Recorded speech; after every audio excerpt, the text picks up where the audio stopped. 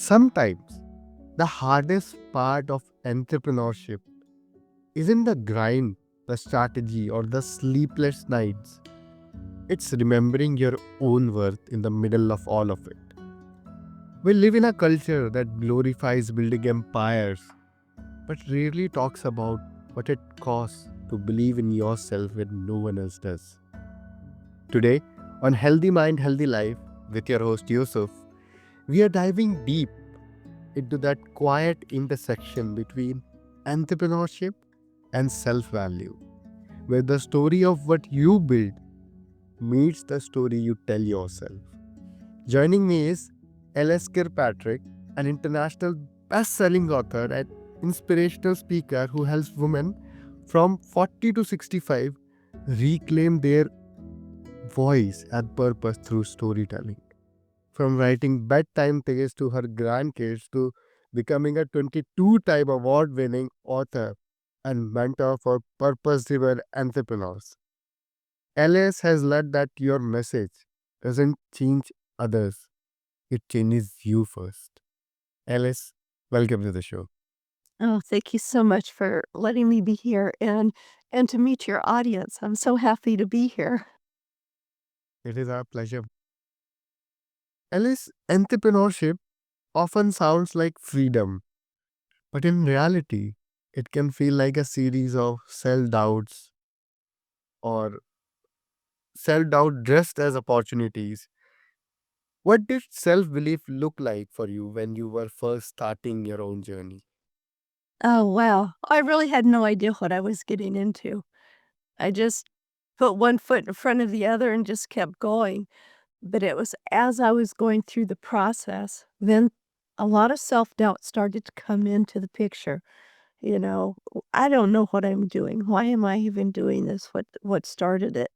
Probably about 6 months in, I actually, I had sticky notes everywhere on my walls, pictures, the vision boards, and I took everything down. I didn't throw it away. I took it down, put it in a notebook, put it to the side, and just started crying.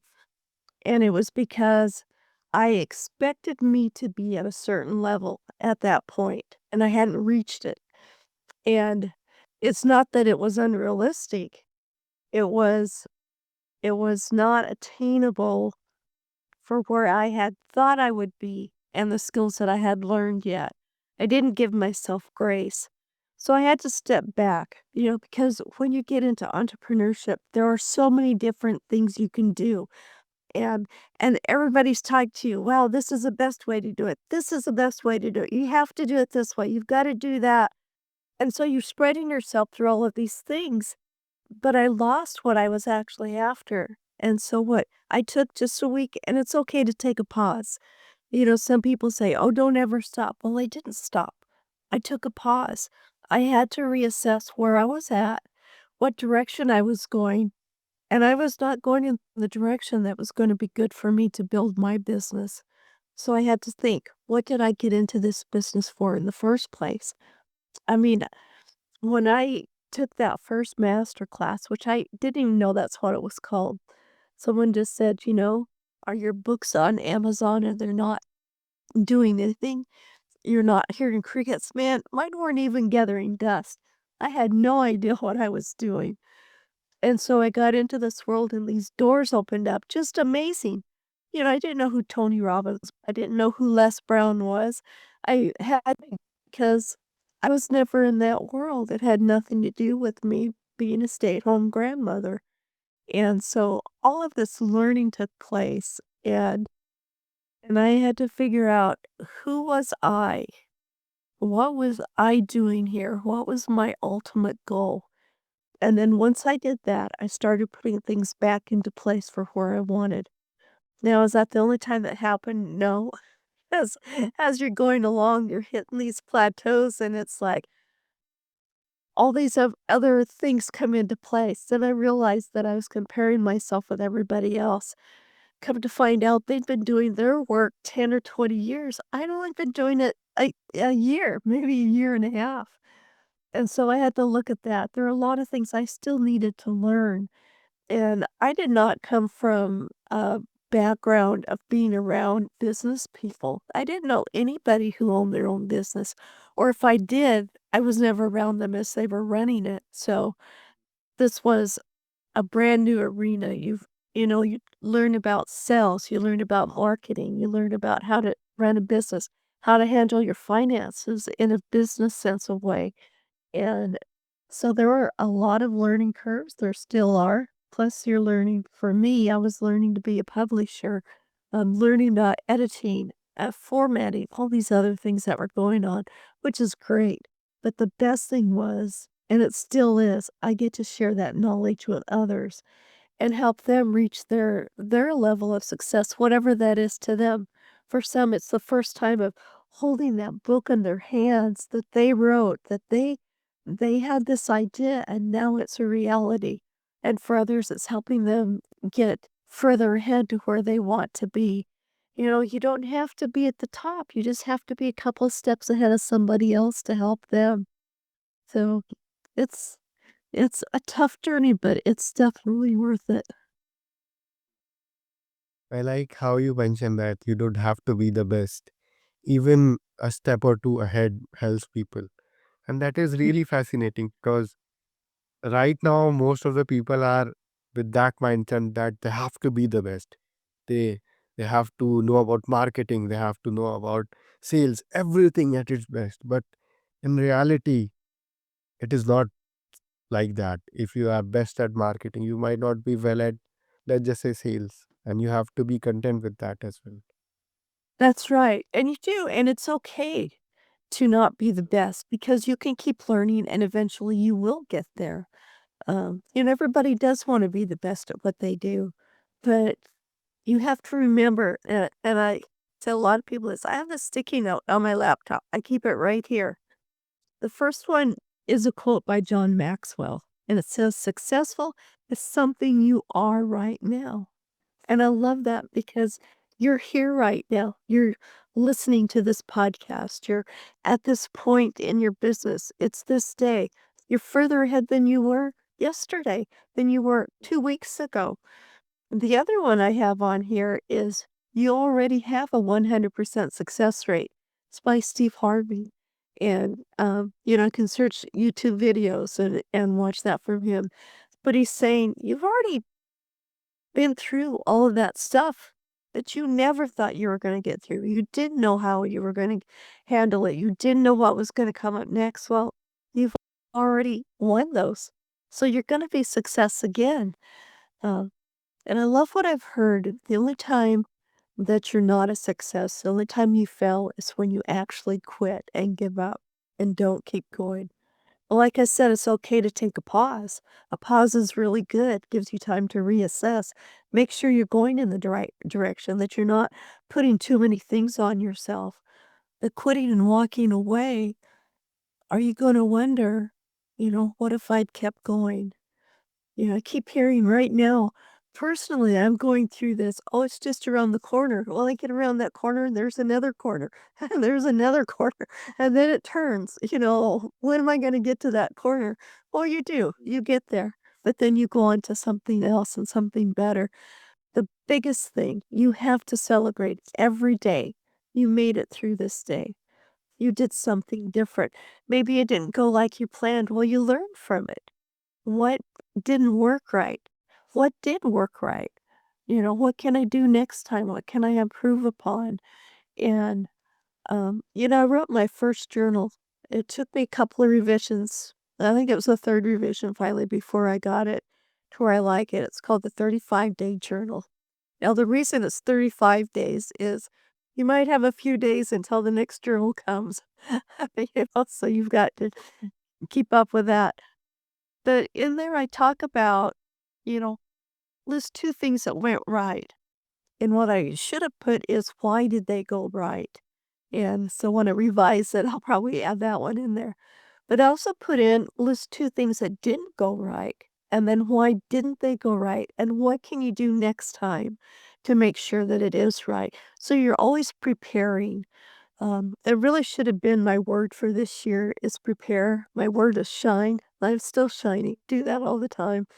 But I'm learning now that you really have to prepare for everything.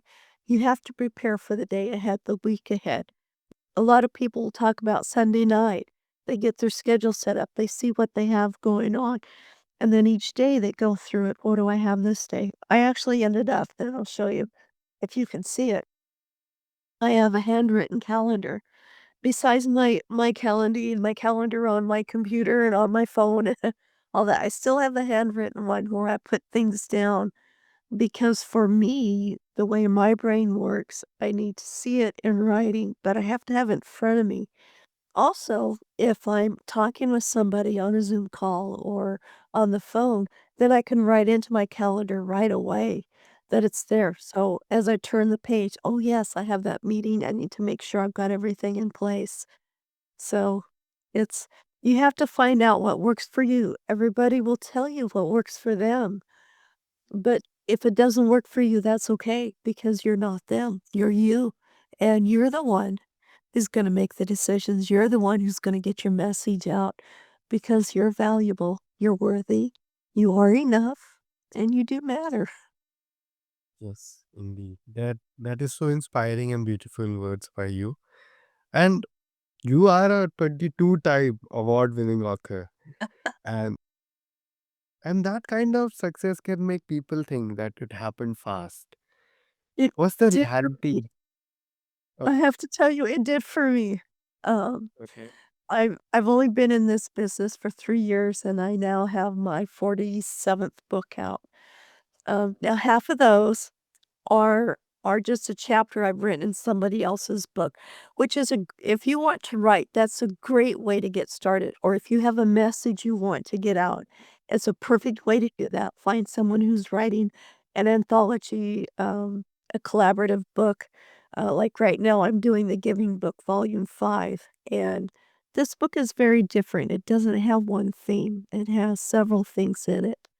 Um, and the reason I did that is because sometimes people have something they want to just kind of test the waters, see what it's like. What is it like getting published? So I have artwork, photography, quotes, jokes, laughter, memoirs, short stories that are in there. And I've had 3 people who were in the first 2 volumes who actually went on to write their own book because it was scary to them. I don't know what it takes to be an author. I don't know what it takes to write. And I try to make this a wonderful journey for them. The first volume, we did even try to go for bestseller. That wasn't the purpose of the book. But the second volume, some of the contributors said, "Are we going to get this book to number one?" I said, "I don't do that. I haven't learned how to do that yet, but I know someone who does." And so I said, "But not everybody's gonna wanna participate." I think in that book, I had, like, 22 participants, and only 7 of them wanted to make it go to bestseller. So those 7 paid for everybody to do it because you're in a collaborative book. It's gonna happen to everybody, and they were thrilled. They didn't care if these other people didn't do it. They got what they wanted. Not only did they contribute to this book that it's just great for the readers, but they also made it a number 1 bestseller, and they loved it. They became a number 1 bestseller, and they gave the gift to others to be a number 1 bestseller, and everyone appreciated it. They actually thanked everybody for it. So when it came to the 3rd volume, everybody wanted to be a number 1 bestseller, same with the 4th, so we got it there. I don't know if we're gonna do that with this 5th volume or not. It sometimes can be difficult to do that. It's not an easy thing, um, but it's up to them because everything about this book is about giving. Every part of it. This is my once a year I give back to the world. Um, but as I was saying, to see what it's like, go ahead and write a chapter in somebody's book. There's always people that are wanting to have a collaborative or a anthology book. And usually they're on one theme. Chip Baker has these amazing books, comes out every year, and he's a great one to get a hold of. Uh, but it lets you know what you're capable of. It lets you take your story and maybe just tell a little bit about it first and see if this is even what you want to do. It gives you a place for your message to be heard. And, uh, and it's great because it helps you get over that fear, and I always look at fear as a hologram. It's there, it's big, it's scary, it's in your face, but it's not real. You can just step right through it and keep on going. And sometimes that's what you need to do is just take that first step.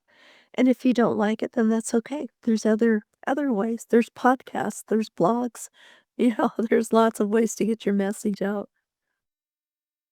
Now, you have built a business helping around people turn their life experiences into meaningful impacts.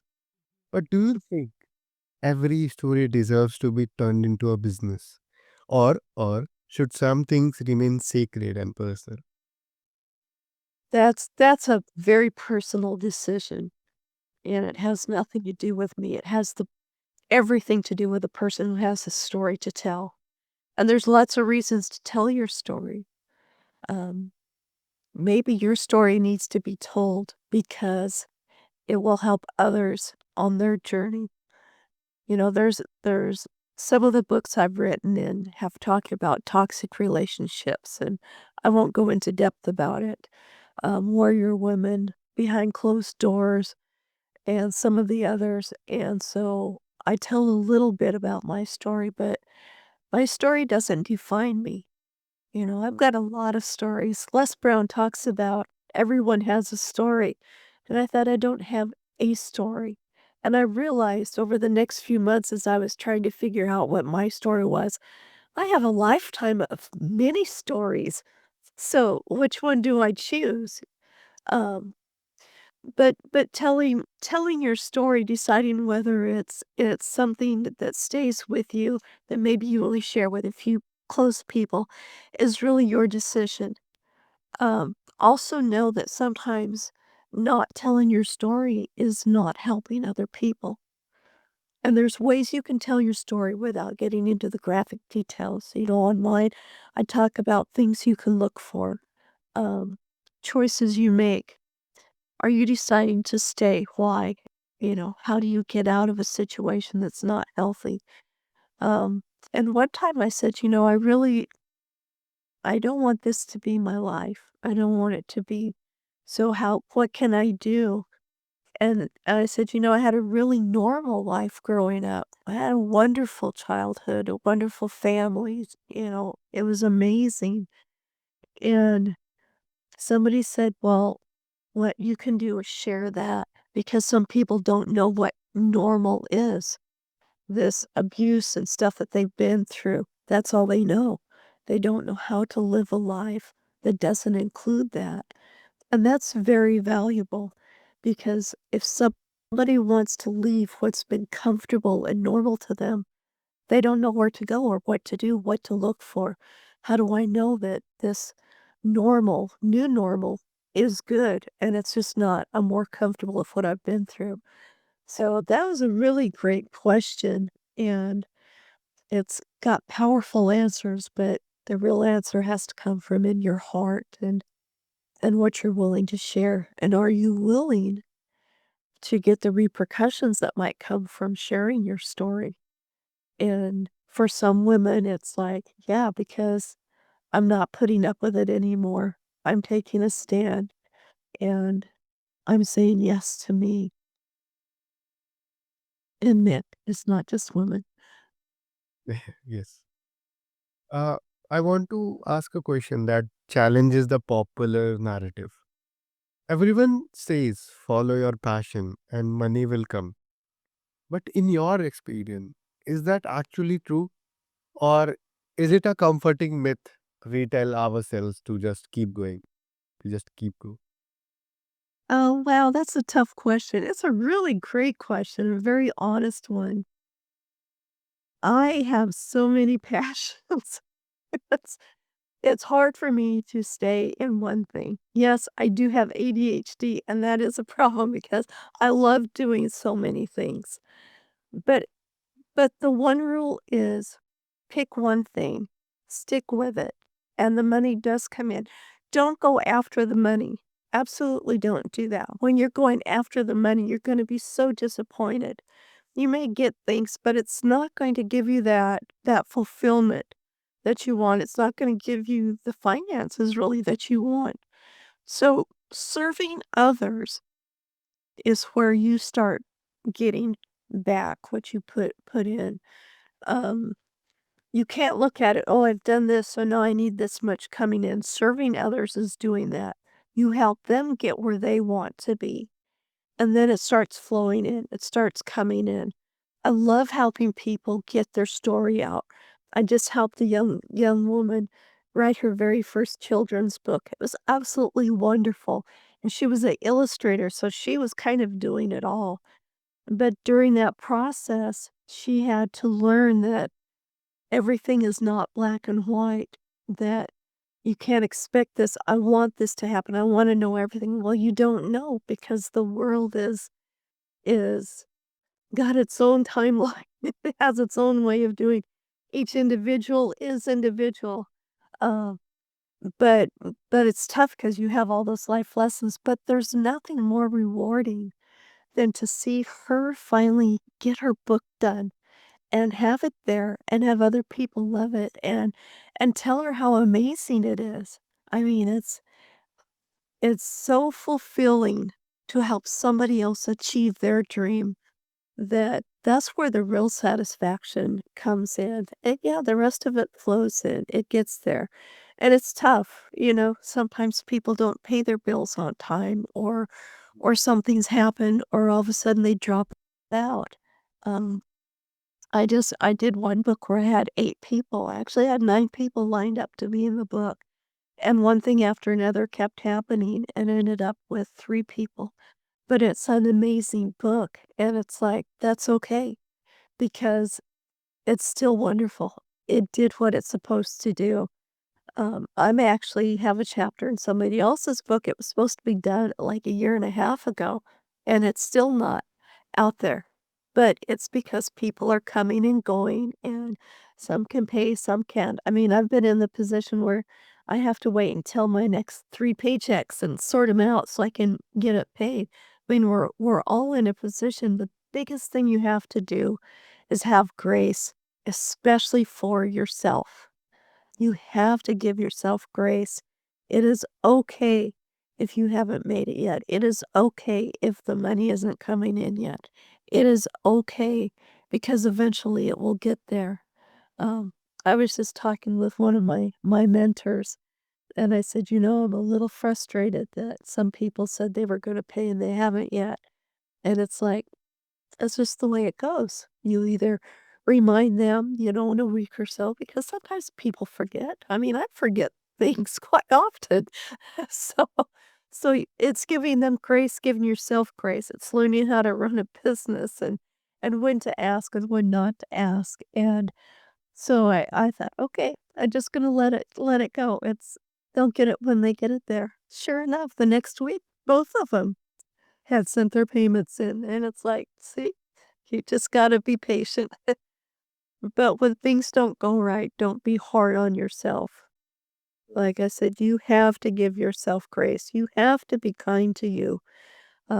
We are our worst enemies, and we're also our best cheerleaders. So, be more cheery than than an enemy. And Alice, are there any ways that our listeners can connect with you? Yeah, you can get a hold of me at lskirkpatrick.com or wisdomonthefrontporch.com. That's the name of my podcast and magazine. I'm also on Facebook, Instagram, LinkedIn. Uh, yeah, find me that way. Okay. And before getting off the call, is there any last message that you want to leave us with? I do. Um, I want to say it again. You have great value in you. You are worthy. You are enough, and you do matter. And I want to give you a little secret on how I know that. Because your value does not come from what you do, what your name is, who your friends are. Your value comes from all of your life experiences inside of you. because that's what you share with others. And that's what makes you worthy, and that's what makes you enough. And because you are so unique, because you have made all of those choices yourself, and people have made choices that affected you, but how you reacted to that, that's all that value and that worth in you. And that's why you matter, because only you have that.